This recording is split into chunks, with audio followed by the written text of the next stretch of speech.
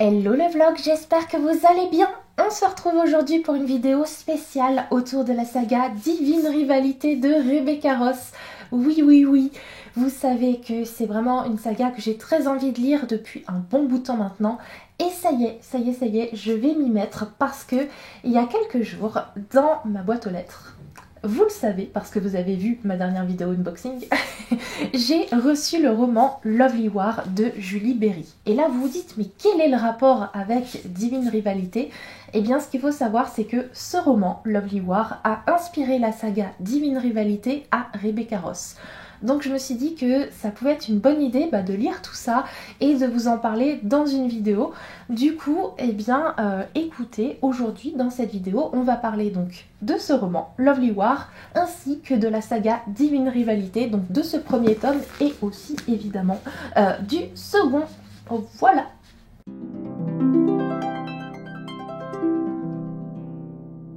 Et c'est parti pour parler de Lovely War de Julie Berry, publié chez Flammarion Jeunesse, qui est un roman dans lequel nous allons suivre pour commencer Aphrodite et Arès. Les deux vont être surpris par Héphaïstos et le problème c'est que Héphaïstos c'est le mari d'Aphrodite, donc il n'est pas forcément très content de voir sa femme avec un autre. Et pour se défendre, Aphrodite va raconter à ces deux dieux deux histoires d'amour. Des histoires d'amour dans lesquelles elle a agi, dans lesquelles elle a contribué. Et ces deux histoires d'amour, on va les suivre dans ce récit. Tout d'abord, on découvre l'histoire de Hazel et James. Nous sommes pendant la Grande Guerre, en fait, on est en 1917, et ces deux Britanniques vont se rencontrer juste avant que James ne parte pour la France. Et du coup, c'est un grand déchirement pour eux parce que vraiment, leur rencontre tout de suite, ça va être vraiment un grand coup de foudre. Et malheureusement, quelques jours plus tard, ils doivent déjà se séparer pour la France. Et finalement, tous les deux vont aller en France puisque du côté d'Hazel, elle va se faire embaucher parmi les volontaires.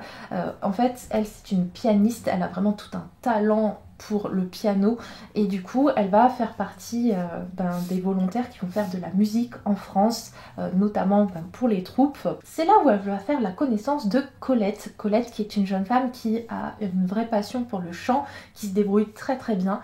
Colette, c'est une jeune femme belge qui a perdu sa famille à Dinan en fait, du coup elle est désormais esseulée, elle se retrouve elle aussi volontaire pour l'armée mais très très seule, et son amitié avec Hazel va lui faire beaucoup de bien, et pas que, puisque Colette et Hazel vont faire la connaissance d'Aubrey.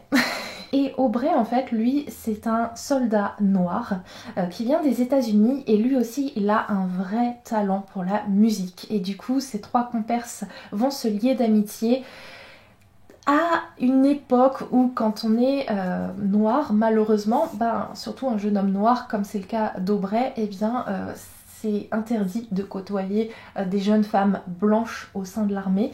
Ils font pourtant rien de mal, mais rien que pour pouvoir se voir et faire de la musique ensemble, ils doivent se cacher. Et entre eux, Colette et Aubrey va commencer une petite romance, évidemment, une autre histoire d'amour, la deuxième histoire d'amour qu'Aphrodite va conter aux dieux. L'histoire de James et d'Hazel et celle de Colette et d'Aubrey. Ces deux histoires qui se passent pendant cette période de la Grande Guerre, ces deux histoires qui sont très très belles et qui mettent en avant des sujets hyper importants, mine de rien, parler du racisme, même si les soldats noirs viennent aider pour la guerre, il y a quand même cet aspect racisme, et notamment au sein de l'armée américaine directement. Ce que j'ai beaucoup aimé aussi dans ce livre, c'est l'aspect musique. En fait, on sent qu'on a affaire à trois passionnés de musique qui vivent pour ça, et d'ailleurs évidemment qu'on va retrouver Apollon dans ce récit aussi, parce que finalement la musique c'est un peu son domaine. Et dans tout ça, il y a cet aspect guerre. Alors moi j'avoue que les deux guerres mondiales, c'est vraiment des périodes de l'histoire qui malheureusement m'intéressent pas plus que ça, que j'aime pas plus que ça, et du coup j'évite un peu normalement les histoires qui se passent pendant ces deux périodes-là. Là, bon, pour le coup, j'avais très envie de découvrir le roman qui a inspiré Divine Rivalité à Rebecca Ross, donc je me suis plongée dans cette lecture les yeux fermés. J'avoue que le côté guerre, effectivement, m'a un peu détachée du récit au départ, mais les histoires d'amour sont tellement belles que j'ai quand même pas pu décrocher, et ça a été un plaisir de découvrir ce roman.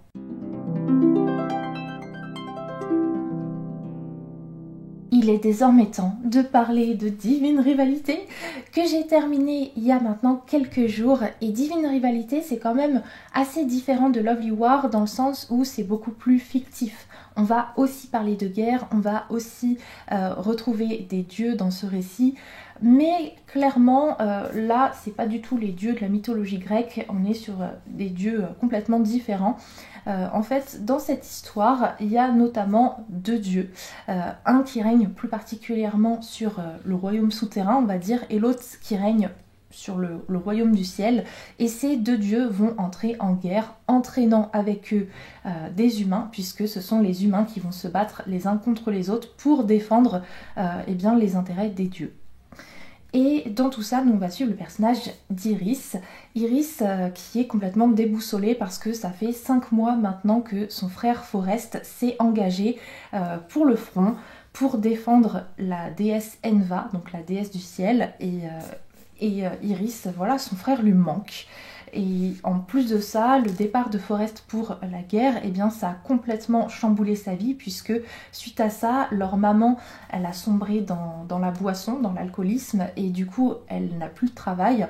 Et pour parer à ça, eh bien, Iris, elle a quitté ses études et elle a trouvé un boulot pour un journal où elle rédige quelques chroniques, mais elle n'a pas réellement un poste définitif là-bas, puisqu'elle est encore en concurrence avec une autre personne qui s'appelle Romane. Et Iris, Romane, elle peut pas le voir. C'est le genre de mec sûr de lui, riche en plus, enfin vraiment, il sait que le poste pourrait être à lui d'un claquement de doigts. C'est un peu le fils à papa, il suffit que son papa demande qu'il ait le poste pour qu'il puisse l'avoir. Enfin vraiment, Iris, elle ne supporte pas Romane, et donc elle est en concurrence avec lui pour ce poste fixe de journaliste dans ce journal, pour lequel pour l'instant ils ne sont que stagiaires. Iris, ça va pas très bien, vraiment, depuis que Forest est parti. Du coup, elle lui écrit des lettres de temps en temps avec sa machine à écrire, et elle sait pas très très bien ce qui se passe, mais les lettres, elle arrive à les envoyer quelque part, et on sait pas ce qu'il advient des lettres.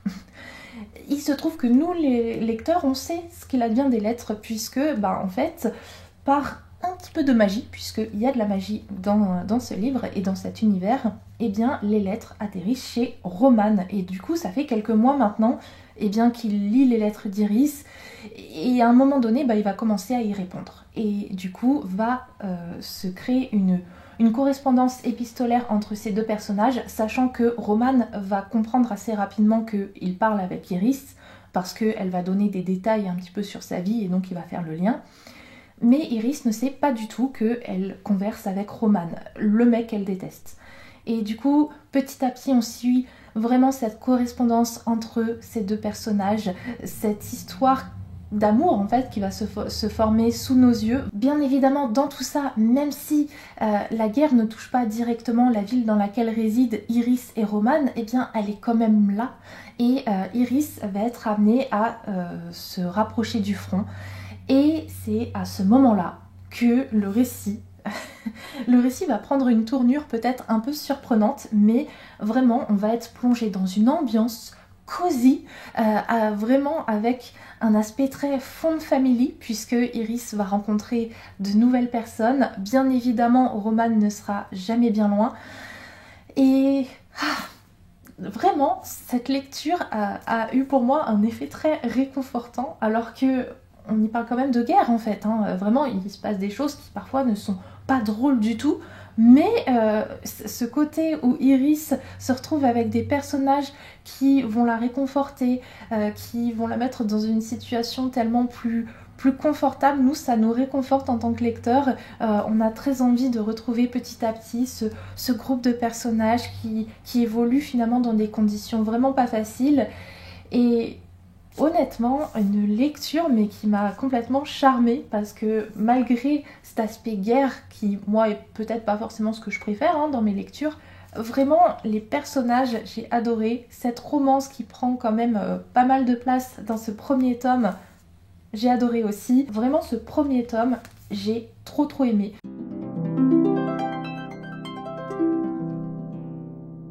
Maintenant, c'est au tour d'un pitoyable serment et la première chose que je peux vous dire sur ce livre, c'est que j'étais vraiment contente de l'avoir chez moi quand j'ai terminé Divine Rivalité parce que vraiment, la fin de ce premier tome, non mais c'est quoi ça? Non mais ça va pas, non? Il fallait la suite et du coup j'ai pu directement enchaîner avec ce tome 2.